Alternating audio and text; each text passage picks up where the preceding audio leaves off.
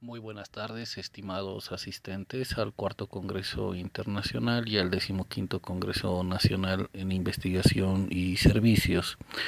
Reciban un saludo desde Cochabamba, Bolivia. Mi nombre es Rodrigo Lizarazu Borda, soy filósofo de profesión y afín a las ciencias sociales en general y a la comunicación social de forma especial. En esta oportunidad les voy a presentar una ponencia titulada Analogías para una comprensión primaria de la diseñación de una ética movesiana en los procesos comunicacionales. Espero que esta ponencia nos sea de utilidad para comprender una configuración posible de una nueva ética o forma ética que se va desarrollando en los procesos de comunicación en general. Para comenzar, veo necesario hacer un recorrido por algunos antecedentes que nos ayudarían a pensar un poco más la diseñación de esta ética peculiar. En principio, Manuel Castells, en su obra Galaxia Internet, nos hace dar cuenta que las nuevas sociedades, en especial las sociedades de la información, tienen ciertas características como el individualismo en red y la privatización de la sociedad, y es que es el individuo el que a través de su conexión por medio de un módem es el que define la configuración de su propia sociedad privada. Y a la vez, esta definición se le realiza en base a intereses personales y propios del individuo. Hay que notar que estas sociedades ya no se configuran de la forma tradicional en la que primaba una especie de contrato social o pacto para la convivencia, sino parte de las propias necesidades e intereses personales. Marcelo Guardia, por otro lado, nos hace notar en un artículo titulado De receptor a emisor, construcción de la ciudadanía en un nuevo paradigma, que las tecnologías actuales han abierto gran posibilidad para que el comunicador pueda experimentar multivalencias de identidad personal y pueda jugar con ellas en las redes sociales o en otros medios de comunicación o de cibercomunicación, sin sentirse para nada ni culpables ni enfermos. Por último, Guillermo Orozco nos plantea la noción de lo comunicativo que se desarrolla a través de tres mediaciones: la tecnológica, la cultural y la política. Y a través de estas mediaciones es posible la configuración de nuestro estar y ser como sujetos y a la vez la configuración de nuestra identidad ética o existencial. Pasemos al concepto central de esta ponencia, el concepto diseñación ética. Si bien existe un parentesco con el concepto diseño, no hay que confundirlos. Di nos indica origen, diseñación señas de algo. En otras palabras, estamos hablando del origen de algo desde las señas de ese algo. Es decir, algo puede originarse en cuanto las señas de ese algo sean escuchadas. En este caso, el algo ha logrado una acción comunicativa y ha empezado a hacer. Ahora bien, nosotros nos hemos consultado en esta investigación si se origina una ética moviusiana, o lo mismo sería decir si existe una diseñación de una ética moviusiana a partir de la comunicación de sus propias señas a través de los procesos comunicacionales de lo ideativo, lo sociológico y lo productivo desarrolladas en una cuenta personal de una red virtual X. Apelamos a denominar red virtual X a una red conocida de la cual no hemos logrado una autorización para utilizar su nombre.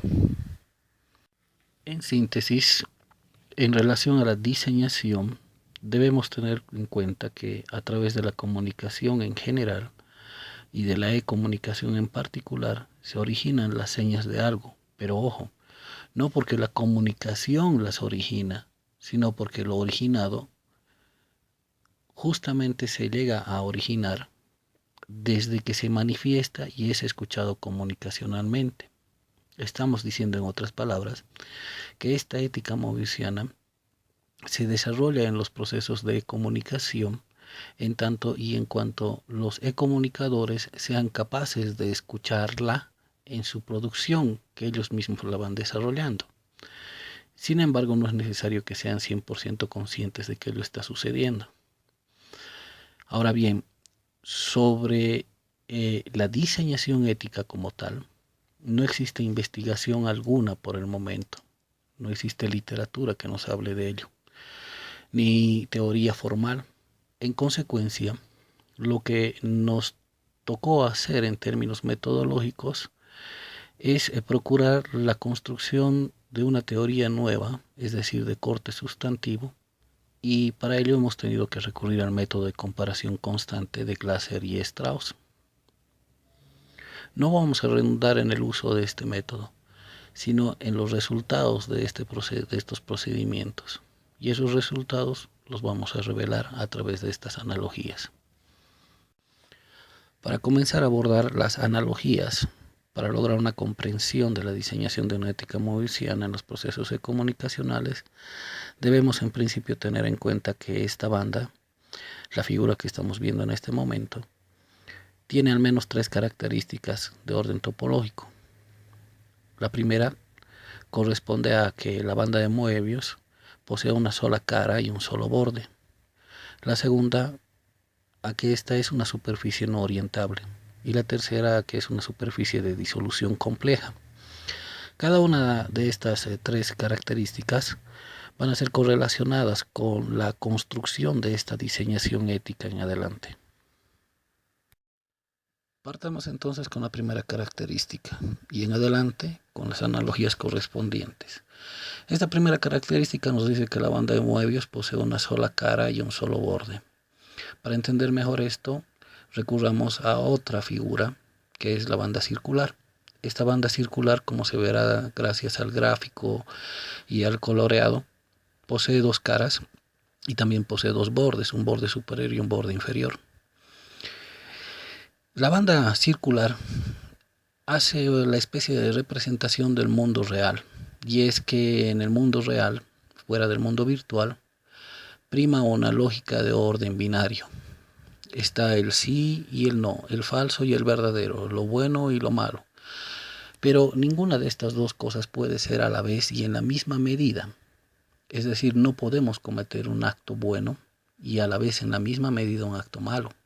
Siempre se espera que de un acto malo se procure la mayor cantidad de bien posible. Normalmente las éticas tradicionales, las teleológicas o las deontológicas, son de orden binario, es decir, no permiten que bien y mal, lo bueno y lo malo, actúen en la misma medida. Por eso en este mundo es loable que Juan sea Juan y es detestable que Juan se haga pasar por alguien más. Sin embargo, en el ciberespacio existe una paralógica o lógica alternativa al espacio de la realidad. Y es que sucede que en el ciberespacio es posible que el comunicador pueda expresar su ser y al mismo tiempo su no ser. Al ser expresadas estas 2 cuestiones, se llega a la forma de expresión de un ser siendo. En otras palabras, para poner un ejemplo, Juan está siendo el Juan que es en la realidad, mientras está teclando su computadora o su celular. Y también Juan puede ser el Juan que desea ser, o al menos puede expresar su deseo de ser en la virtualidad y aparentar ser otro Juan o incluso Juana. Sucede que entre espacio real y espacio virtual existe una correlación de orden cualitativo más no cuantitativo. Por lo tanto, las relaciones de negación que se den entre el espacio real y el espacio virtual son relaciones de contradicción y no de contrariedad. Es decir, existe una negación sí, pero no una anulación plena del sujeto o del ser. Eso hace posible entonces que ambos seres puedan ser en ambos espacios a la vez, produciéndose un ser siendo. Como si, volviendo a la banda, se tratasen de 2 caras en la banda circular que se conjugan en una sola en la banda de Moebius. Para dejarles pensar esta idea un poco más, les dejo con esta imagen y con este texto por unos segundos.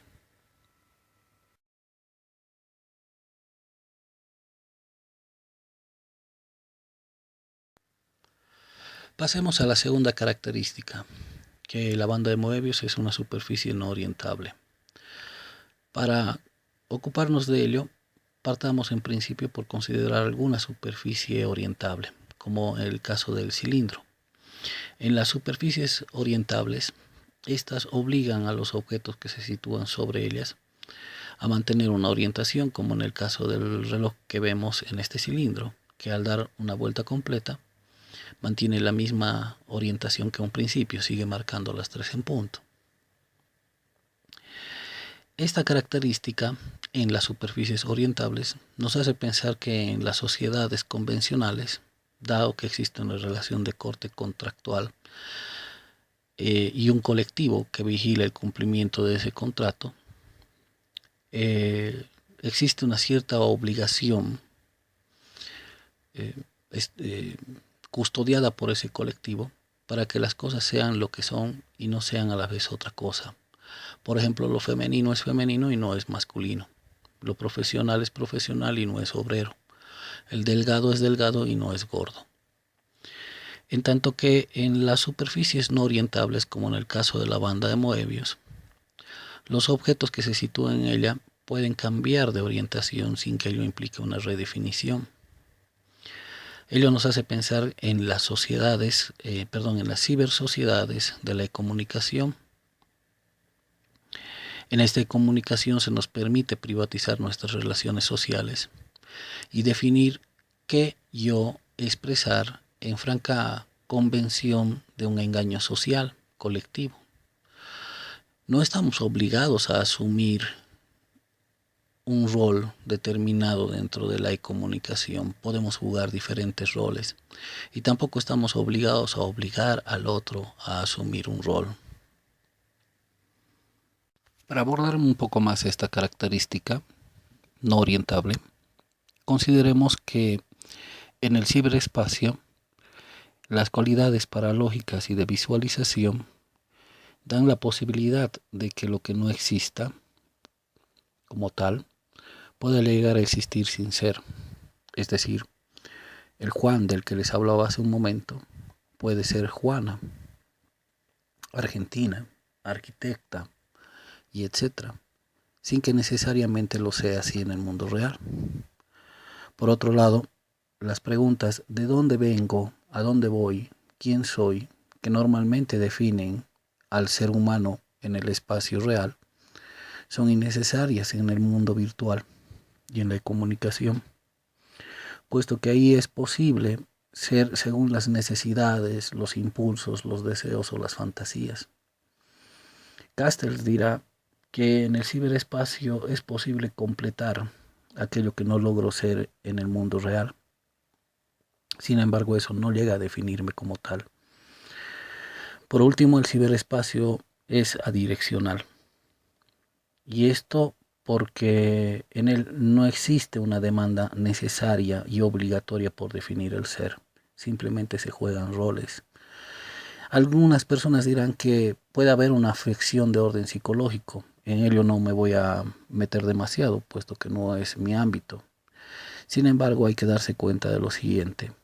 El Juan que teclea y que se hace pasar por Juan, arquitecta, argentina, etcétera, etcétera, es necesariamente el Juan que teclea. Se necesita de este Juan que teclee esta fantasía de Juana. Ahora bien, todos los que participan en el ciberespacio muy bien saben al final de cuentas que es posible un engaño consensuado. Es decir, todos pueden saber que el otro que está frente al monitor no necesariamente es el otro que se pinta como tal. ¿Por qué? Porque incluso el que está frente al monitor en ese momento podría jugar un rol diferente al rol habitual que juega en el espacio real. Pasemos a la tercera y última característica, la de la disolución compleja de la banda de Moebius. Para comprender esta característica, observemos los siguientes gráficos. En la parte superior observamos que se realiza un corte a una banda de Moebius dividida por la mitad y el corte se realiza a lo largo de su recorrido. Lo que obtenemos tras el corte es una banda circular con 2 vueltas. En la parte de abajo, si dividimos una banda de Moebius en 3 porciones y hacemos el corte a lo largo de su recorrido, lo que obtenemos es también una banda circular con 2 torsiones o con 2 vueltas, y anudada a esta banda circular obtenemos una banda de Moebius. Esta disolución compleja la podemos entender al menos de 2 maneras. La primera, debemos recordar que la banda de Moebius simboliza o representa el mundo virtual, en tanto que la banda circular representa el mundo real. Ahora bien, una vez que se experimenta el ciberespacio y la realidad virtual, el e-comunicador puede retornar al mundo real. Sin embargo, existe una experiencia, existe un dato que nos habla de una posibilidad de ser lo que habitualmente no podemos ser o lo que habitualmente no somos. Visto así, el mundo real, representado por la banda circular, lleva impreso, a partir de la experiencia con el mundo virtual, un horizonte de posibilidades que el comunicador no puede ignorar en tanto y en cuanto exista el mundo virtual. Ahora bien, por último, esa pequeña banda de Moebius blanca que queda anudada a la banda circular con 2 torsiones roja, representa al espacio virtual, como ya lo dijimos antes. Pero en la figura, la analogía representa también a la implicancia que existe entre el mundo virtual y el mundo real, puesto que en este caso el mundo virtual requiere de un mundo real que lo sustente, es decir, el mundo virtual se produce en el mundo real. Y a la vez produce este mundo virtual, como ya dijimos antes, ciertas huellas en el mundo real. La segunda forma de comprensión de esta disolución compleja tiene que ver con una definición de ciberespacio que en realidad es la primera definición que aparece en 1984 en la novela Neuromante de Gibson. En ella se define al ciberespacio como una alucinación consensual que millones de usuarios de redes virtuales experimentan. De ahí podemos derivar lo siguiente, que los e-comunicadores pueden llegar a consensuar y a sentirse, por un lado, protegidos ante un monitor escudo. En segundo lugar, pueden llegar a sentir que actúan libremente en una comunidad íntima fabricada por amigos, algunos conocidos, otros más o menos desconocidos, o amigos que comparten de pronto esta alucinación consensual y un engaño consensuado a la vez. Y por último, se trataría de comunicadores que suponen, piensan y sienten que la realidad virtual es mucho menos real y mucho menos drástica en sus reglas y en sus castigos o sanciones que la realidad real. Ello da la posibilidad de que una red social X se logre a través del proceso de comunicación idear ideas que pueden ser también publicadas, que pueden ser transmitidas, que pueden ser socializadas. Y también se pueden producir cuestiones como por ejemplo personas o normas. De esta manera se va gestando y desarrollando comunidades pequeñas con ordenamientos morales propios desarrollados a la medida de los comunicadores.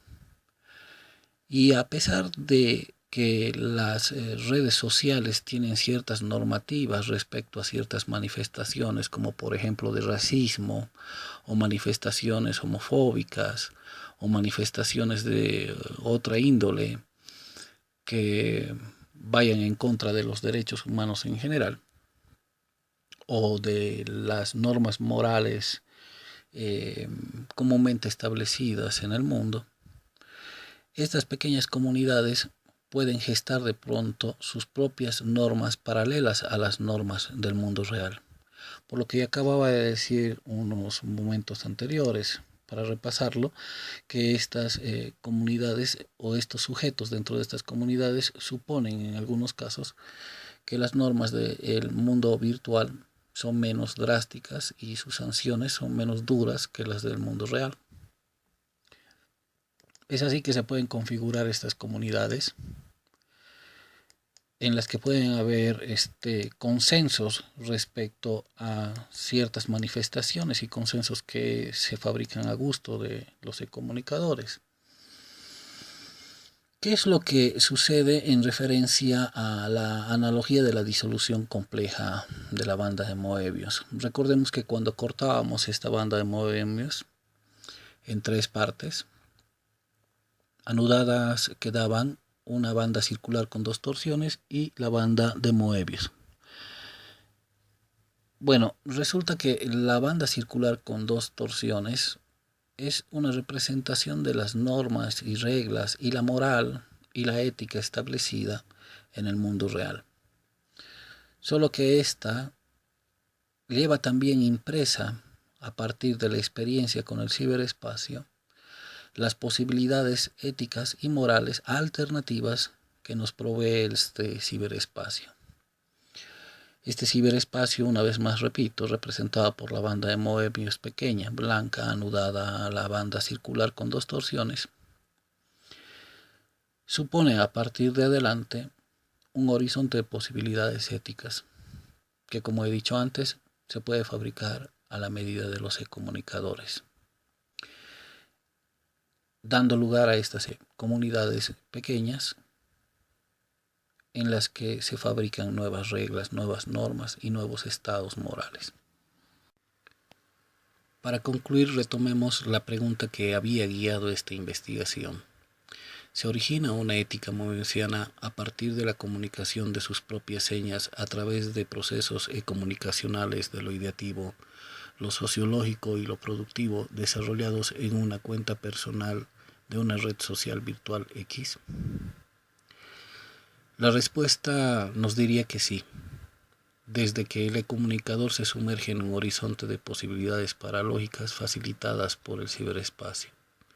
Sin embargo, esta ética moebiusiana es descartable en cuanto el comunicador haya satisfecho sus necesidades comunicacionales y existenciales y haya apagado su módem. Mas en tanto existe el ciberespacio paralógico, el mundo real lleva de forma aparentemente indeleble un horizonte de alternativas a las éticas convencionales. Para cerrar esta ponencia, permítanme recurrir a una cita atribuida a Deleuze. Lo cierto es que estamos en el inicio de alguna cosa. Muchas gracias.